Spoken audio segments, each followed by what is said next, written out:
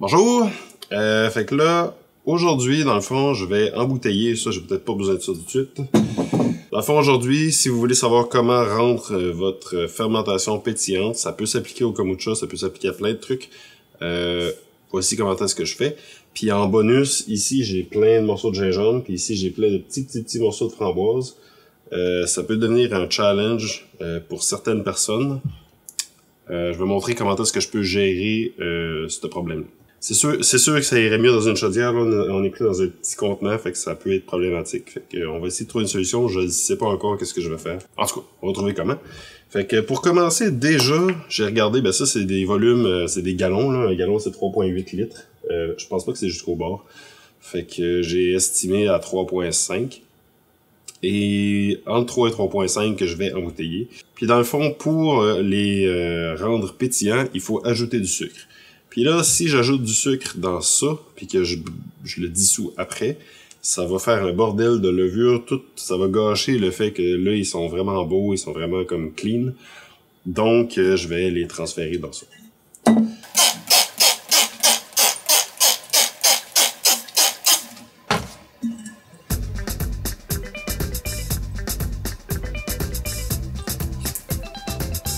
Vous allez donc avoir besoin d'eau bouillante. Le kombucha est optionnel. Une balance pour mesurer. Je m'excuse, on voit pas grand chose. Hein.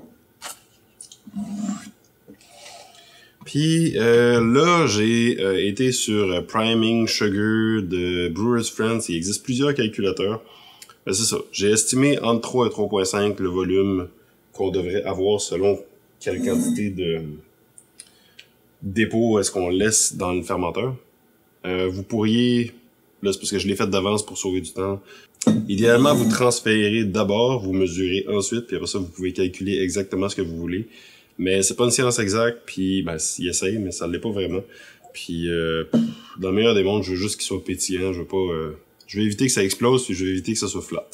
Puis dans le calculateur, il disait que pour entre 3 litres et 3,5 litres, j'avais le choix entre 20, 22, 23 grammes de sucre que je devais mettre pour avoir un pétillant, si on veut, un volume de CO2 de 2,5. Une bière normale, c'est à peu près ça, autour de 2,5, 2,2. Les bières blondes, très pétillantes, style allemande, vont être quasiment autour de 3, si je ne me trompe pas.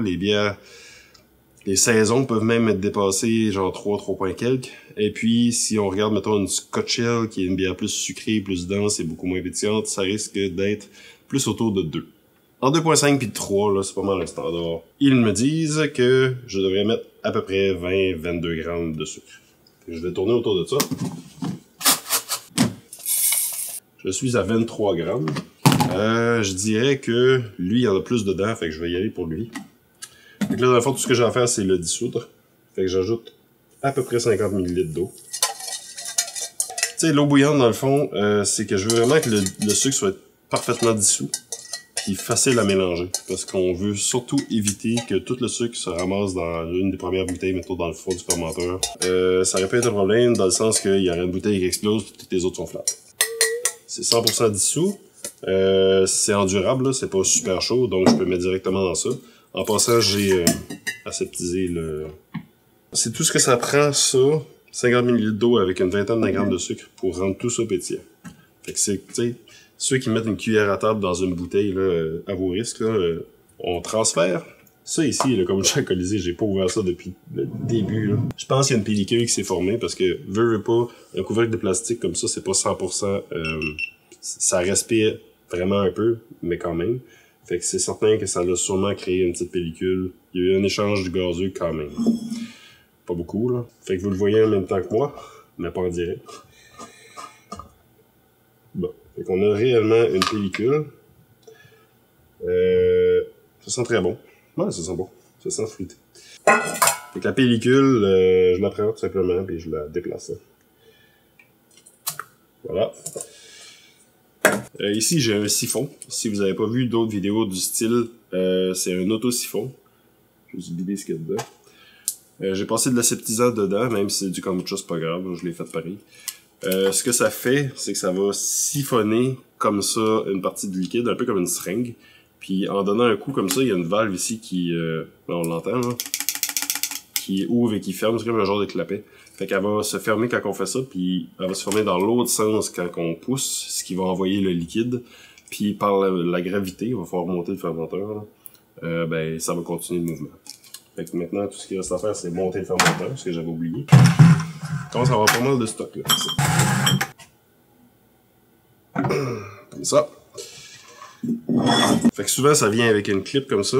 Cette clip là est vraiment utile dans le cas où est-ce que on veut pas, on veut vraiment gérer facilement le niveau de la profondeur si on veut du siphon pour pas aller directement dans le fond puis ramasser des framboises ou des trucs comme ça, ça vient le stabiliser. Ok, ça va tenir comme ça. Fait que j'ai juste besoin de mettre ça ici.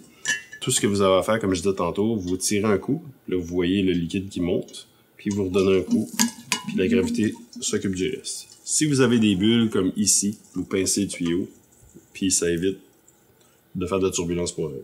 Juste à attendre, puis c'est là que le kombucha est quand même utile. Là. Et puis si ça vous intéresse, du gaspésien entre autres, là, mais tantôt je m'en vais faire des recettes de kombucha commerciales. Nos recettes, puis ben, je vais filmer ça comme deuxième capsule de 3, c'est une série de 3 vidéos. À savoir comment est-ce que nous, on fait nos recettes de kombucha. Juste baisser ça. C'est des vidéos qui sont longues, mais très détaillées. En fait, le kombucha maison, vu que c'est pas moins intéressant, mais vu que c'est comme des petites informations ici puis là, puis que c'est tout le temps des petits flashs, je les divise en capsules d'idéalement 10 à 20 minutes maximum. Mais pour le kombucha commercial, c'est tellement compliqué que je préfère juste comme tout mettre d'un coup, puis en parler. Fait que ça fait des vidéos très longues, mais tu sais, il y a plus d'informations dans une vidéo que dans 10 vidéos. Donc ça c'est transvidé. On peut déplacer ça pour tout de suite. Pour bien m'assurer que le sucre a été mélangé comme il faut. Comme je disais, pour pas en avoir tout dans une bouteille puis pas dans les autres. Là, je m'en vais direct au fond. Comme ça. Directement au fond. Puis tu sais, c'est ça.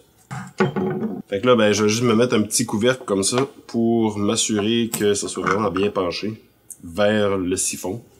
Pour récupérer le maximum quand je vais venir embouteiller. Je vais juste prendre des bouteilles brunes. Wow! Fait que c'est ça, mes bouteilles sont sales à l'extérieur. Je garde toujours les bouchons fermés pour cette raison. Comme ça, si ça sèche, la poussière peut pas rentrer, y a rien qui tombe dedans. Puis ça les garde en bon état, prêtes à embouteiller tout le temps. Anyway, je vais toujours les réaseptiser. Ça, j'essaie de pas trop les bouger. Là. Fait qu'on se trouve à tout aseptiser l'intérieur de la bouteille rapidement. Et après, on fait juste passer le goulot et le bouchon. Puis la bouteille est prête à être embouteillée.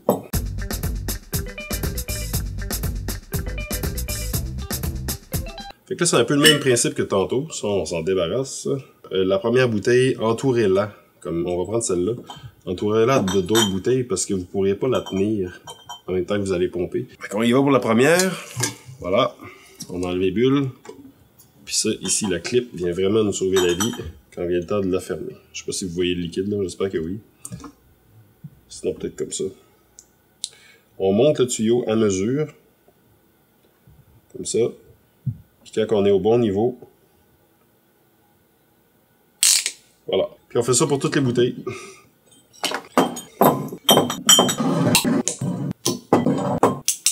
Puis là, pour avoir un bon pétillant égal, c'est comme dans tout. Ces bouteilles-là, on essaie de viser autour de la broche mécanique ici, là, autour de ce niveau-là. Plus haut, c'est risqué de créer trop de pression sur la bouteille parce qu'il n'y aura pas assez d'espace d'air. Puis ça risque de faire exploser les bouteilles même si la pression n'est pas si forte que ça. Juste parce que, tu sais, on va fermenter ça quand même température pièce avant de le mettre au frigo. La façon que ça fonctionne dans le fond, c'est que l'espace d'air qui est ici, là, sert un peu comme de zone tampon, un genre de coussin amortisseur si on veut. Quand le kombucha va refermenter, parce qu'on appelle ça une refermentation en bouteille, tout le CO2 du début va va monter comme ça en surface, puis il va remplir cette espèce de zone de tampon-là jusqu'à temps que la pression soit trop grande pour que le liquide puisse supporter ça. Puis le CO2 va, dans le fond, se dissoudre ensuite dans le liquide. La fermentation va se faire, les bulles vont sûrement visuellement monter à surface un peu, mais il va y avoir une redissolution à mesure dans le liquide. Puis ça, vu que ça se fait à température quand même ambiante, le liquide en tant que tel, il absorbe moins de CO2 que s'il était froid. Donc, c'est important d'avoir quand même un bon espace d'air. Trop d'espace d'air ferait en sorte que le coussin serait comme mou, si on veut, puis beaucoup flexible. Puis vous allez gaspiller beaucoup d'énergie à le remplir. Donc, votre sucre va principalement remplir l'espace d'air pour rien. Puis ça ira pas nécessairement dans le liquide tout de suite. Si vous faites le contraire, vous mettez pas du tout, mettons, d'espace d'air, vous remplissez ça, puis vous capez directement sur le liquide. Il n'y aura aucune zone tampon. Fait que la première chose qui va se passer, c'est aussi qu'il va y avoir une fermentation, la bouteille va exploser. Faut le voir un peu comme des freins. S'il y a de l'air dans vos freins, vous avez un loose sur la pédale de frein. Contrairement, s'il n'y a pas d'air du tout, ben aussitôt que vous appuyez sur le frein, le piston va pousser sur les plaquettes, puis il n'y a pas de jeu. Tandis que là, c'est ça. Il y a de l'air dans les freins, donc ça fait que la bouteille explose pas parce que, tu sais, la ligne de frein est faite en acier, ça, c'est de la vitre. C'est pas la même chose, là, mais en tout cas, si de la vitre ça explose, l'acier pourrait tenir le coup. Fait que c'est à y penser.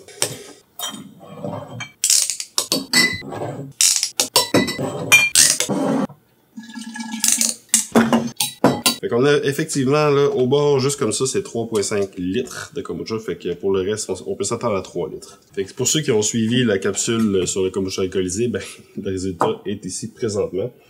J'ai aucune idée de la teneur en alcool. En fait, j'aurais dû prendre une mesure de gravité. Oh oui, c'est bon ça. C'est piquant. Ouh. Ouh. Je suis très surpris. Il reste un peu de sucre résiduel, mais c'est sûr que là, on a rajouté 20 grammes. Cette bouteille-là était comme pas assez remplie, fait que je me suis dit, je vais juste mesurer la gravité. Je suis vraiment curieux. Ok, fait qu'il reste du sucre résiduel. Fait qu'on est à 1,03. Et puis la gravité originale était de 1,062. Ok, fait que c'est peut-être pas si fort que ça. Malgré qu'on avait sûrement un début de kombucha en plus. En tout cas, c'est quand même très intéressant. Fait que je mets ça de côté, puis ça j'embarque sur les deux autres pour expliquer un peu la filtration. On repassera pas tout le même principe dans le bouteillage. C'est quand même un défi ça. Bon, puis dans le fond, le kombucha c'est une levure sauvage à la base qu'il y a dans ça. J'ai pas ajouté d'autres levures. Ce qui fait que tu sais ça peut faire ce que ça le fait, c'est-à-dire pas fermenter complètement. Ce qui est, en tout cas dans notre cas, c'était juste parfait. Dans le pire des cas, c'est que ça va pas fermenter au complet, puis après ça va recommencer à fermenter. Ça risque d'être instable, mais avec le temps qu'on a mis, là, ça fait plus que 6 mois que c'est en train de fermenter. Fait que c'était vraiment une fermentation terminée. Puis même, je serais peut-être même pas surpris que les bouteilles ne soient pas pétillantes à cause du fait que ça fait 6 mois. T'sais, on aurait peut-être dû faire ça avant, mais ça, c'est une autre histoire. Tandis qu'ici, dans ce site de pomme-là, on avait mis une levure à pain qui fermentait bien. Puis en fait, c'est 2 cidres de pommes. Ça, c'est miel gingembre, puis ça, c'était framboise. C'était des restants qu'on avait. Je vais juste mettre une image, là. Il était vraiment épouvantablement opaque à cause de la quantité énorme de levure en suspension. Puis là, on a réussi à récupérer ça. C'est vraiment, là, super beau. Fait que même chose que tantôt, on met une vingtaine de grammes de sucre dans de l'eau pour faire un genre de petit sirop pour rendre ça pétillant. Puis idéalement, c'est ça, on met le moins d'eau possible parce qu'on veut pas diluer les saveurs.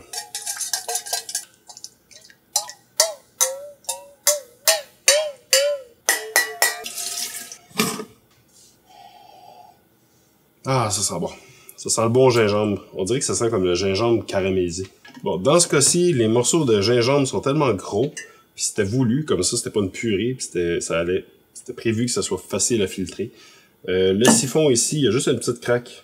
Tu sais, c'est pas ouvert par en dessous. Mais c'est ça. La première méthode de filtration ici, c'est juste le siphon, puis c'est juste de pas aller directement dans le fond. C'est pas très compliqué. Fait qu'on y va, comme ça. Ça prend toujours un peu de gravité aussi. Donc voilà. On met ça ici. On part ça. Et c'est parti. On enlève les bulles. On peut utiliser la clip même pour bien sûr sur le côté.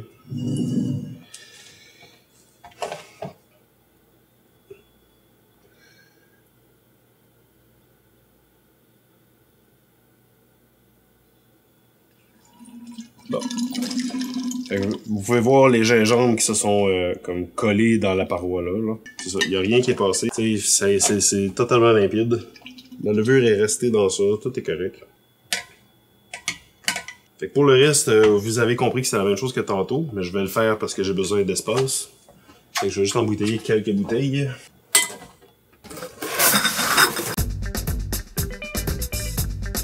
On se retrouve à remonter lui maintenant. Ouais. Prendre celle-là du milieu pour être certain qu'il n'y a rien qui tombe. Et on y va. Allez, les petites bulles.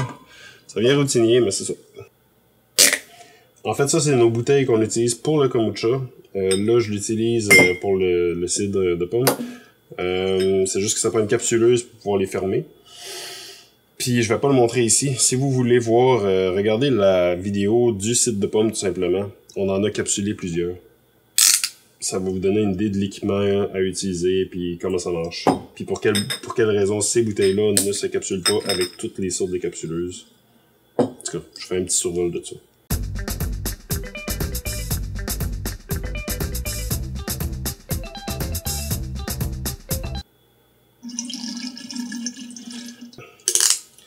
Je vais juste en profiter pour y goûter. Oh, le miel est complètement disparu. Ok, on goûte le miel, mais il n'y a plus de sucre dans ça, là. Et on est effectivement très sec. À 0.003. C'est très sec. Je suis pas certain. Non, on n'a pas mesuré la quantité de miel qu'on a mis, fait que c'est impossible pour moi de savoir la quantité d'alcool qu'il y a dans ça, mais... Ouais. Au goût, je dirais qu'on n'a pas ajouté tant que ça. C'est dur à dire parce que le gingembre prend beaucoup de place, là. Mais ça a certainement un 5%. 6.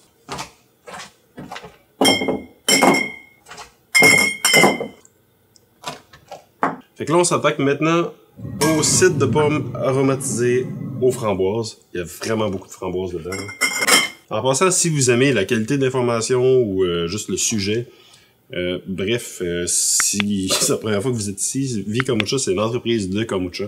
Mais, bah, tu sais, l'expertise fait qu'on connaît plusieurs types de fermentation autres que le kombucha. Fait qu'on dérape souvent sur d'autres sujets comme ça. Fait que si vous aimez ce qu'on fait, et que vous n'êtes pas encore abonné, on aimerait atteindre 1000 abonnés bientôt pour finalement, en tout cas c'est personnel, mais tu sais, finalement avoir une source de revenus de toute l'information qu'on donne aux gens. On est autour de 900, quelque chose comme ça. On est vraiment pas loin de l'objectif. Fait qu'en tout cas, si c'est quelque chose qui vous intéresse, ben abonnez-vous. C'est juste que là, on est vraiment pas loin de l'objectif de départ. Il n'y a pas de pellicule. On peut voir qu'il y a pas mal de framboises dans le fond, fait qu'il va falloir faire attention. C'est là que la deuxième méthode de filtration va s'appliquer. Puis pour ça, ben là, j'ai ça. On appelle ça un bazooka. Je vais l'essayer, c'est la première fois que je le fais. Normalement, j'utilise un filtre à tisane comme ça. Tu sais, en stainless, là, en acier inoxydable. C'est juste que, normalement, quand je fais des fermentations avec des fruits, j'y vais pour une chaudière de 20 litres. Puis ça me permet de pouvoir filtrer comme ça, et puis de descendre avec mon bras dans la chaudière. Fait comme ça, il n'y a rien qui passe. C'est parfait. C'est juste que là, ben, je pourrais pas. T'sais. Puis encore là, ça rentre pas dans ça. Fait que j'espère que ça marche, là. Moi, ce que je pensais faire, c'est pomper, fermer la clip, enlever, rentrer ça dedans, puis après ça, continuer. En tout cas, on va l'essayer, là. Ah.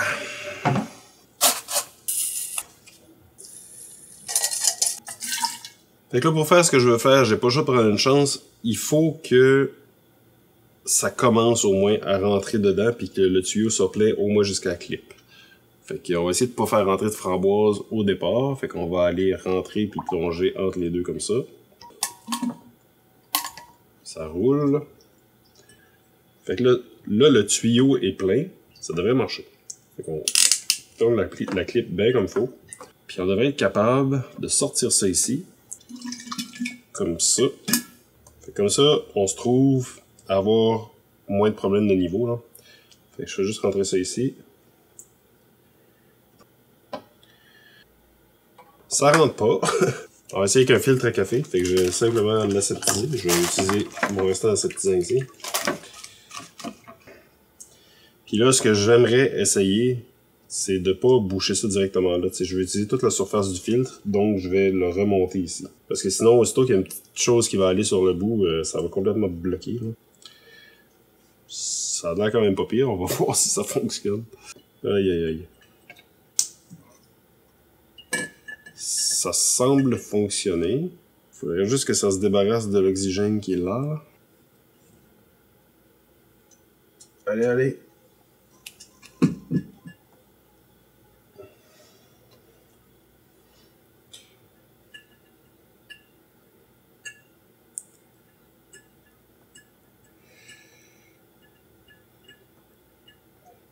Ça semble se rendre. Yes. Parce que l'affaire, c'est qu'il y a tellement d'air que l'air pousse sur le liquide puis essaie de remonter tandis que le liquide descend. Si on réussit à faire passer les bulles d'air, ça va bien aller. Ok. Plan B, parce que ça fonctionne pas. Il y a trop d'air qui est rentré dans le tuyau, fait que... On va laisser ça aller, là. Ce que je vais faire, c'est la même chose que j'ai fait au début. Je vais essayer de remplir le siphon entre les deux. Comme ça. Parce que ça fonctionnait au moins. Bon. Fait que là, le tuyau est plein. Je ferme la clip comme il faut. Je vais le séparer ici. Ça rentre. T'sais. Là, à partir de là, on devrait être quand même pas pire. Là. Si on réussit à sortir ça... Ah! Puis je viens mettre le bazooka dans les framboises. J'hésite pas, on a un filtre. Fait qu'on peut remettre ça ensemble. Ah, fait que maintenant que ça c'est lavé, on fait juste, comme d'habitude, brasser un peu le sucre qui est ici. Qui dit framboise dit bouteille transparente, c'est toujours plus agréable.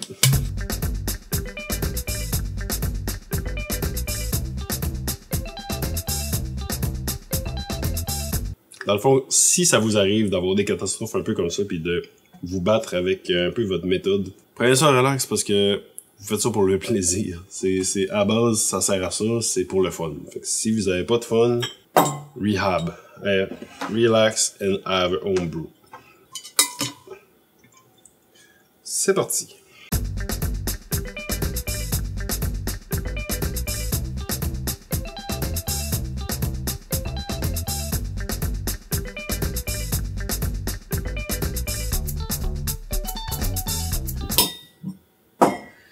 Tout ça pour 5 bouteilles, mais c'est la même méthode pour plus. Donc, c'est ça.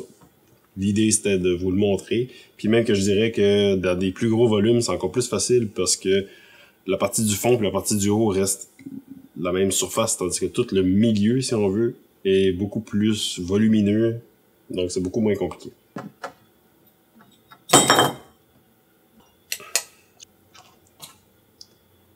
Ouais, c'est très bon. Il y a zéro sucré de la framboise, par exemple. C'est certain que ce serait de loin meilleur dans un produit qui serait sucré. Mais ça goûte la framboise d'été. Surette. Tu sais, elle qui fait une barre dans la bouche, là. Comme, tu sais, ça goûte un peu comme la framboise poilue, là. C'est dur à dire, mais tu sais, il y a des framboises fraîches qui sont comme surettes. C'est pas comme du... c'est pas une tarte à framboise, ou c'est pas quelque chose de... C'est pas le jus, tu sais... C'est pas les framboises que tu ramasses pis qu'il y a comme du jus qui coule pis t'as tous les doigts. C'est plus comme un goût de framboise sèche. Elle qui a du poil dessus. C'est elle qui est pas assez mûre pour sortir le jus. Et pourtant c'est mûr là, mais c'est juste d'expliquer là. Mais c'est vraiment le goût de la framboise, mais sans le sucre. Fait qu'en tout cas, moi j'ai pas mal de choses à ramasser, fait que j'espère que vous avez apprécié cette vidéo là. Puis comme toujours, on se revoit dans un prochain sujet. Salut!